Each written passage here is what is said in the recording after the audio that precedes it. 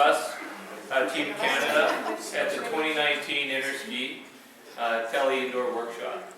My name is Guy Paulson. I'm coach and demonstrator here with Team Canada at the 2019 Interski, and I'd like to take a moment and introduce our team. There's two coaches. I take care of the West, and my Eastern counterpart is Denny Disna. And Denny's also a demonstrator, and we collaborate. Canada's a big country, as you can appreciate. We cover a lot of miles.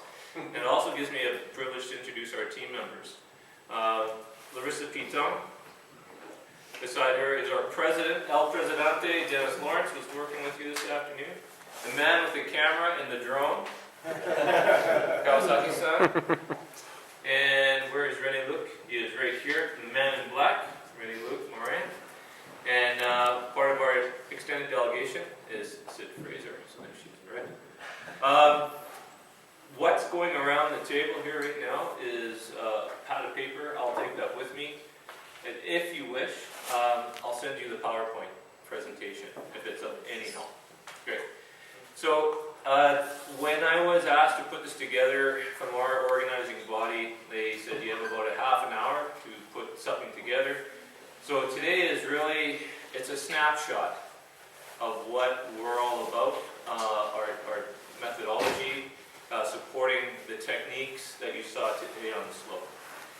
And by the looks of the beer and the rosy faces, you're going to last about a half an hour inside. Then we can move to the bar. Okay, is everyone okay with English? Because I can deliver this in English, English, and English. Okay. Awesome. À moins que vous préférez la français. Okay, let's go for it. Alright, so I'm just going to sit here, my pointer is so. Okay, here we go. Come on, pointer.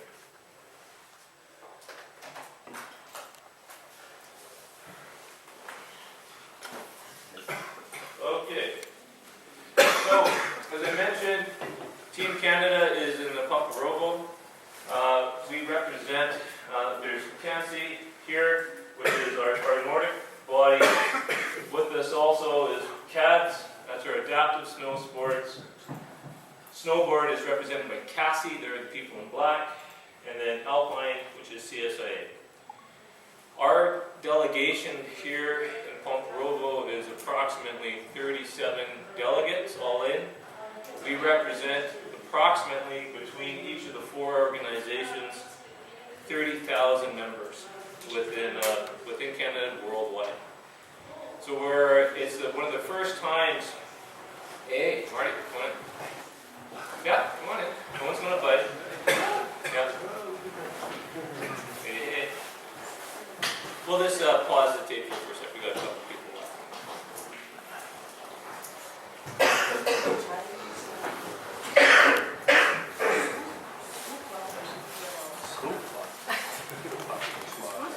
You know what? Here, take this. No. Take this. That's fine. Yeah, I'll sit over there. You'll be great. We'll see this one good.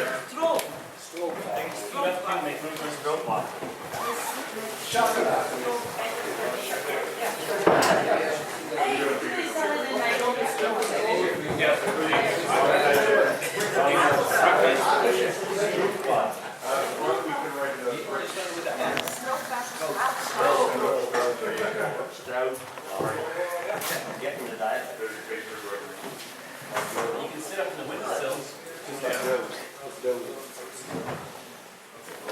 There's room for one seat.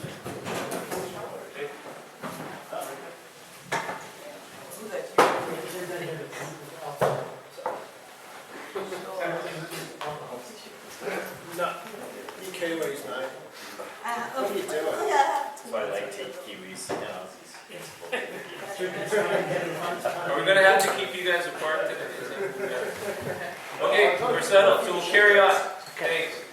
So as mentioned, Team Canada in Paparovo is represented by four organizations, approximately 35 delegates, representing worldwide and in Canada about 30,000 members. It's the first real effort on a large scale that we've come together at an international ski event, which is fantastic. And it represents the movement within Canada and trying to consolidate our approach to snow sports. And we recognize there's many organizations around the world, the US and others, who have really got all the snow sports generally under one roof and are doing a great job of it, while we're now getting into that swing. So that said, the certification bodies across the country, CSA, CASI, CANSI, and CAS, we came up with this mandate here just the other day, about a year ago, and that's developing relevant snow sport professionals based on the needs from our industry partners. So when we put this together, can you imagine a room of this size from all different factions trying to decide what is that mission statement going to sound like? And there were papers flying, and people throwing pens and walking out of the rooms. But what seemed to stick was the word relevant. And I'm going to get into that here in a moment. But basically the background to that story is that we represent Canada. We understand Canada is a new country. We just celebrated our 150th. I know, not very old. But we're a relatively new country, and we're trying to bring together the best of the best in the country to promote winter sport, because we're a winter nation. Most of the country has snow for 6 to 8 months of the year, with the southern parts of the country probably 3 to 4 months of the year. So growing winter sport and growing the pathway for new Canadians, as well as existing Canadians, is one of our mandates. So, developing relevant snow sports. So what is relevance? Well, Oxford Dictionary speaks to it as being the state of being closely connected to the matter and or a grand scheme. So what we took away from there is being connected. And that's very important in what we do. Because CANSI, we feel, is a relevant partner in the Canadian snow sports community. We encourage our members to be ambassadors of winter sport and share their passion for telemark. It's very important, those words. First, it's winter sport, and then it's telemark. We want people in winter, and hopefully we're going to, with our passion, take them into telemark. And the other is we introduce people into the sport of telemark and want them to be lifelong skiers. And we feel that's very relevant for growing the sport. We also feel we're relevant to our membership. Hey guys, grab a seat. Developing certification courses, making technique and methodology accessible 24/7, 365. These are up here for you to take a look at.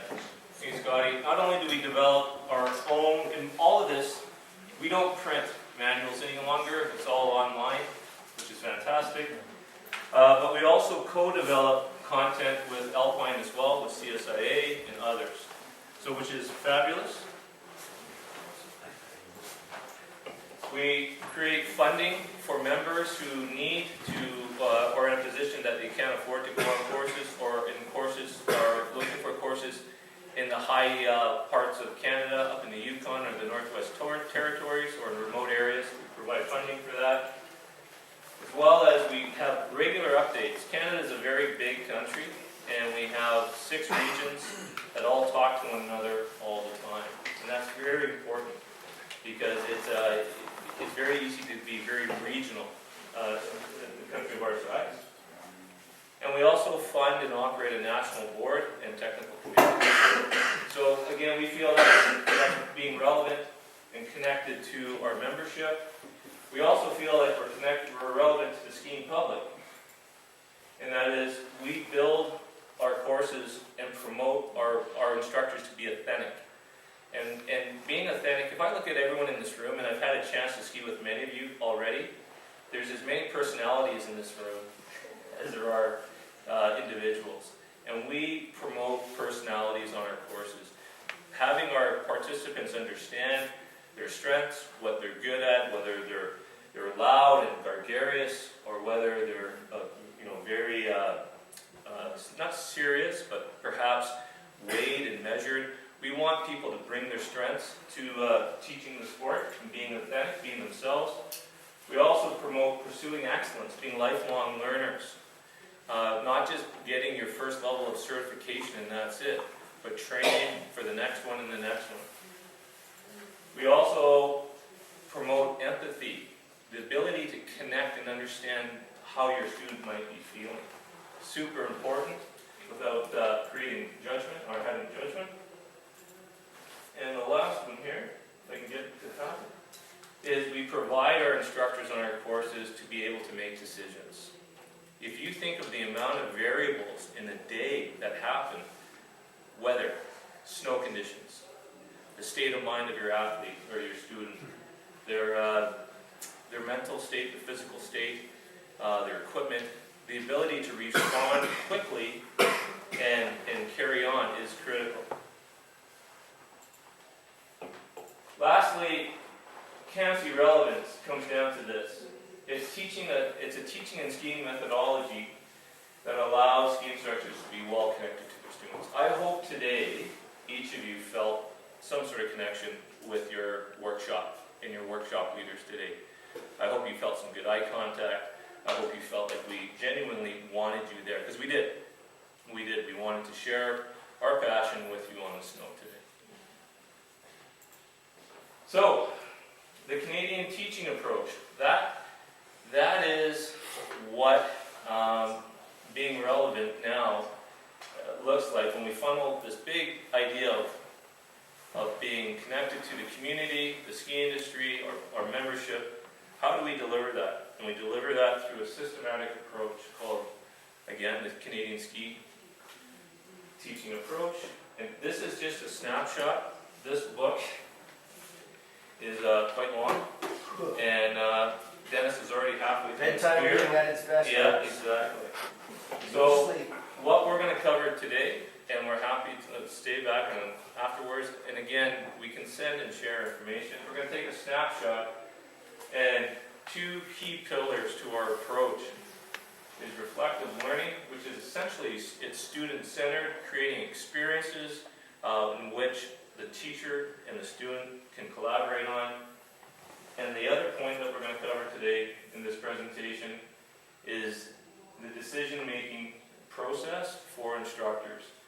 And it's taking into account the learning contract, situational teaching, skiing objectives, and motor skill development.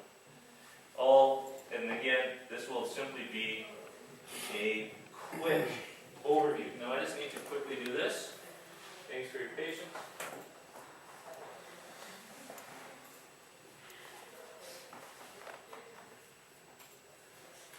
Anyone has a joke?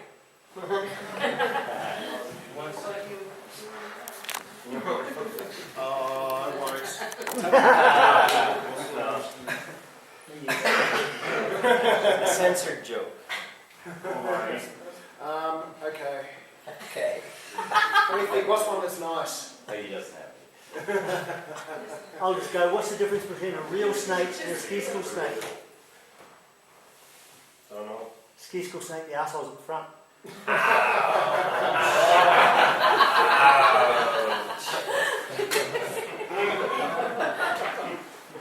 How do you still ski instructor at the bar? Company excluded. Don't worry, he'll tell you. That's why he doesn't work in ski school.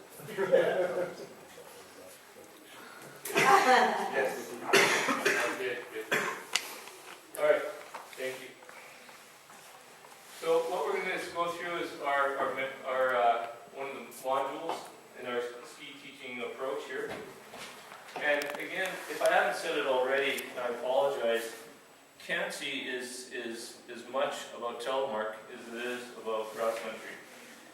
And both of these, what we're about to cover today, is really applicable to both. So in reflective learning, what we have, or really, it's a four-pillar approach. Again, you're going to see a lot of similarities to what we do compared to what a lot of countries around the globe do. We present a task that we work on collaboratively. We have both, through verbal cues, the student and the teacher reflect upon that, making sure it's achievable, it's understandable, which obviously is the next step. Once it's applied, we vary based on results, and then we go again. And it's a very circular fashion. But at the heart of it experiential learning. It's creating it by doing.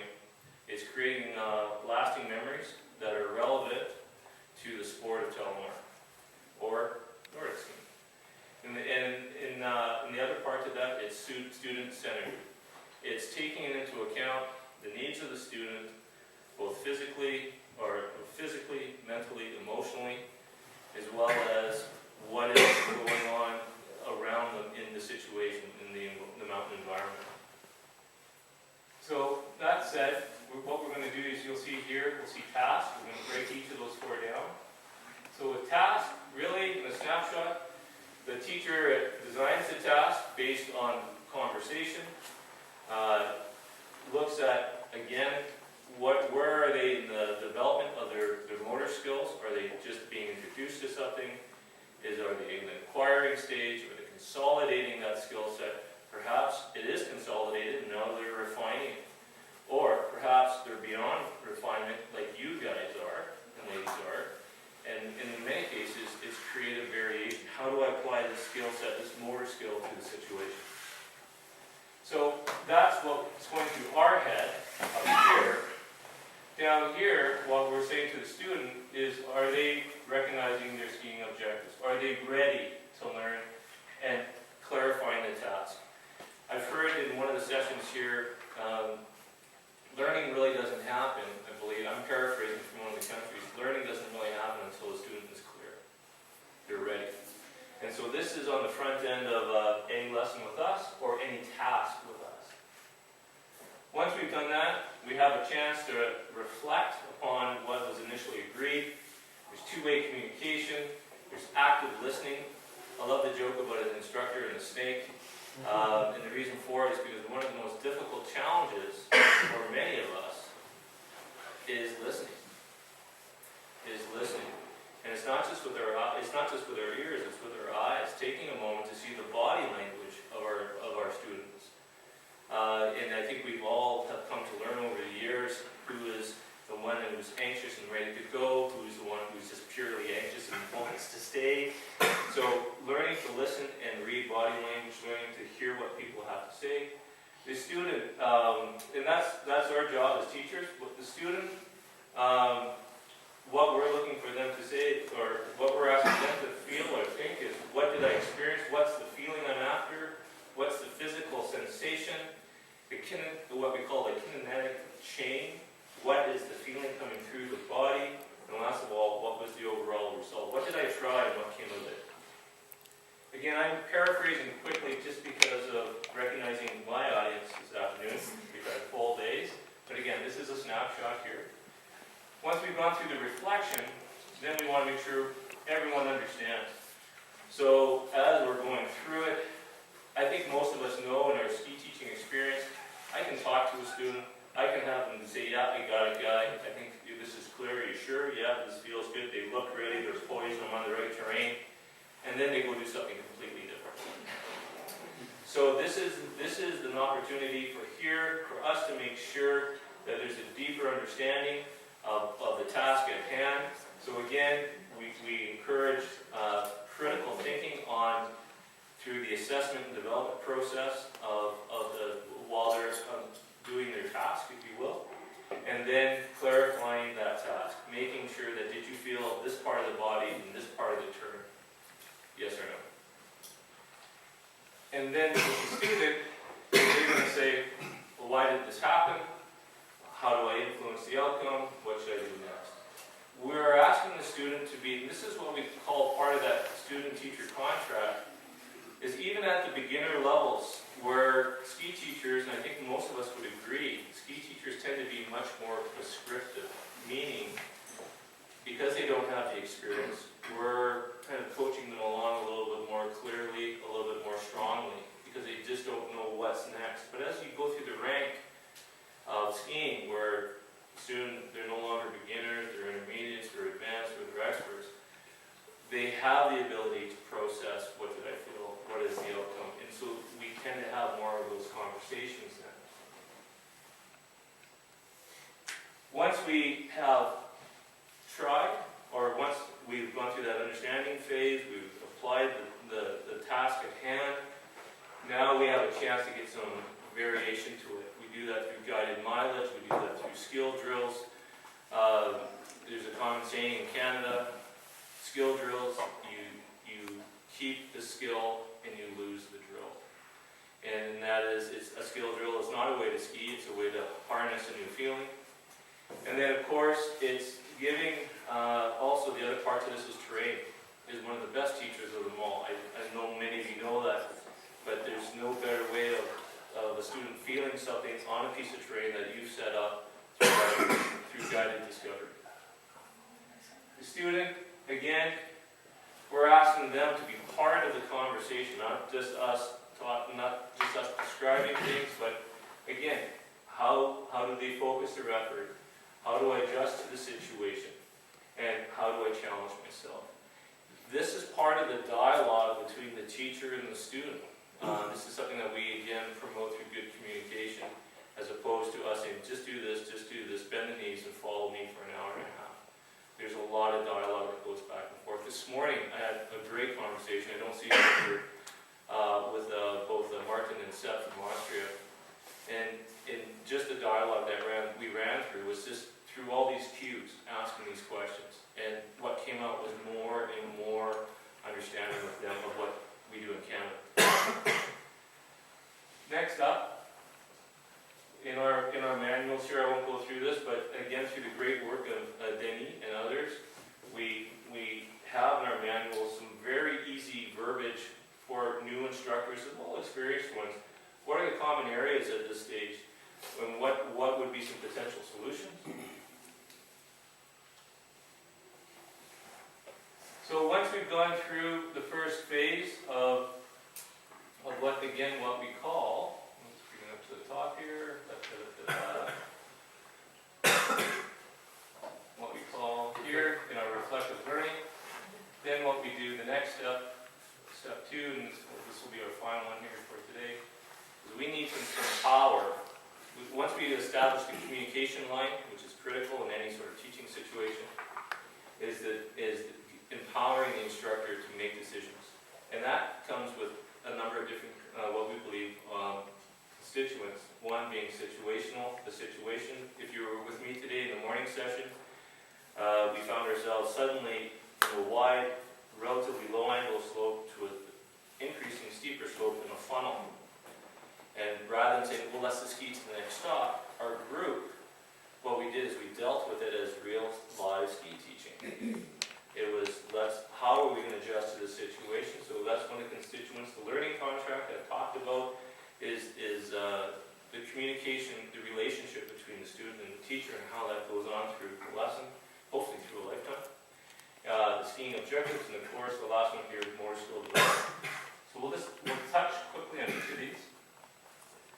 So the learning contract, number 1, we break that down again into the goals of the student, the psychological, physical, mental, emotional state of the student, and also the experience, not just making them a better skier, but in loving the sport, enjoying nature, being in the mountains.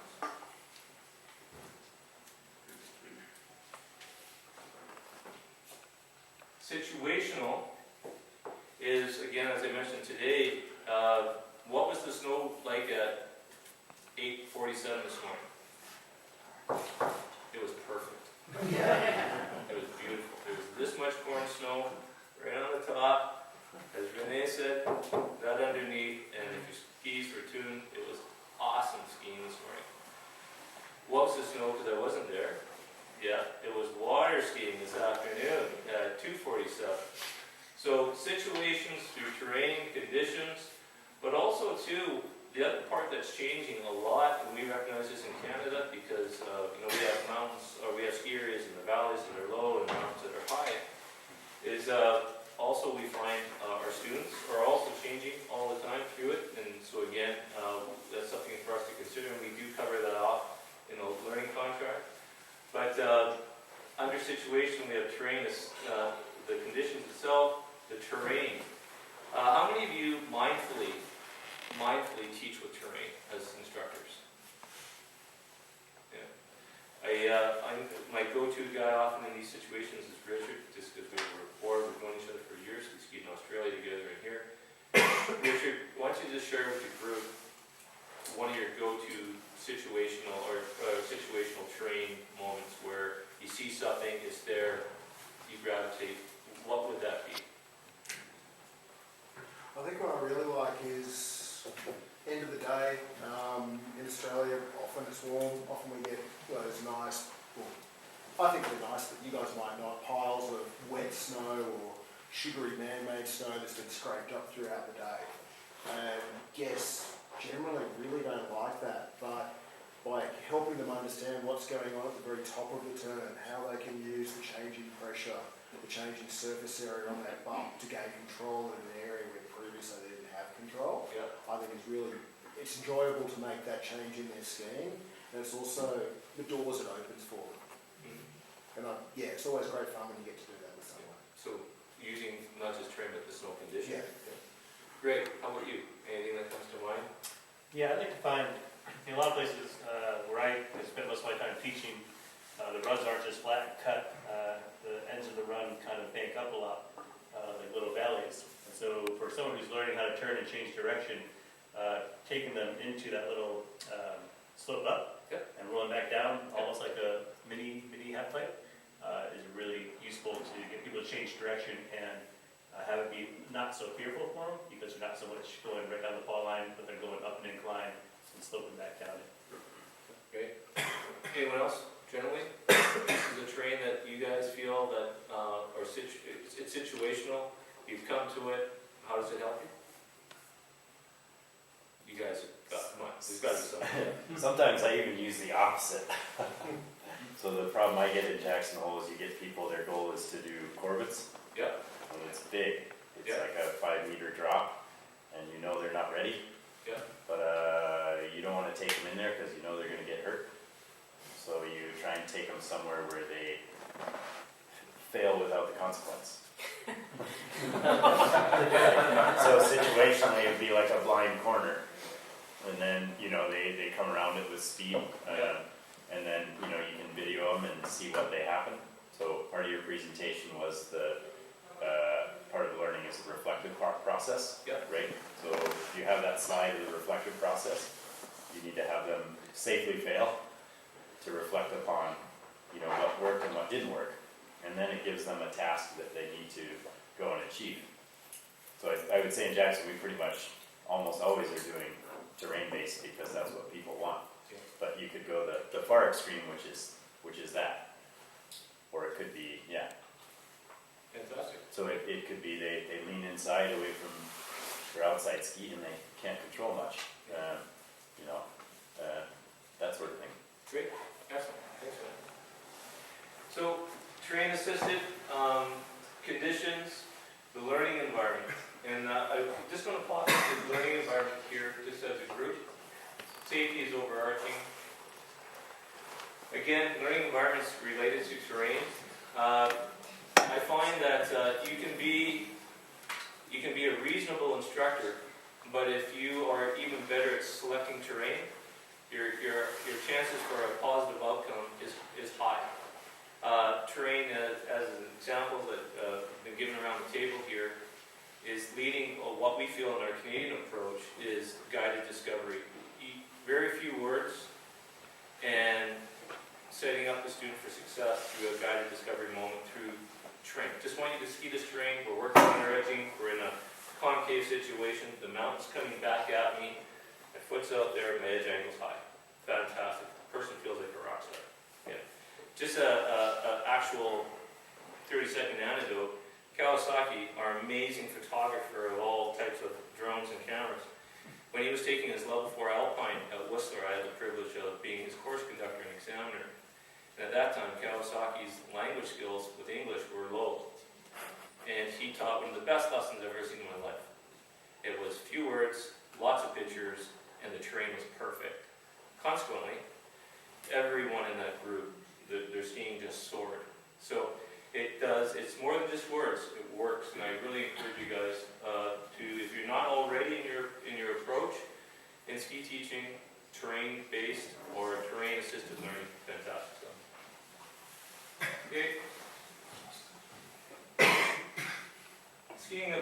was really, again, trying to be clear with our students and ourselves as ski pros, making sure, and you can see the different pieces that go into the objectives: mobility, direction change, gliding, and speed management. And we can break those down.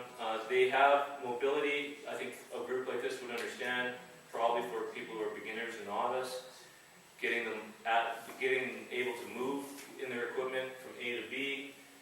Speed management comes across the board in all levels of skiing, whether you're a beginner or an expert. Direction change and gliding. So we'll just get into those a little bit. With speed management, I think it's something. It's just not about taking an expert skier, or sorry, a beginner skier, and having them ski under control.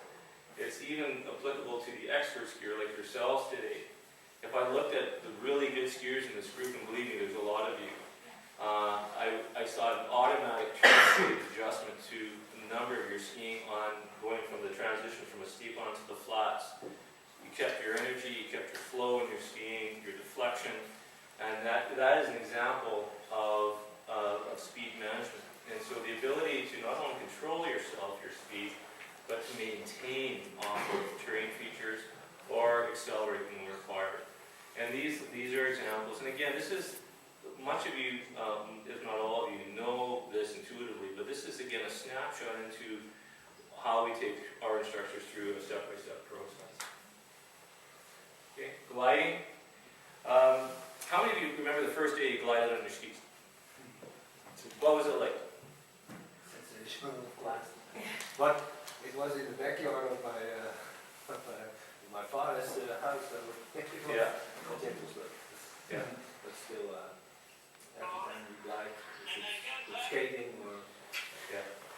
skiing or snowboarding, it was good.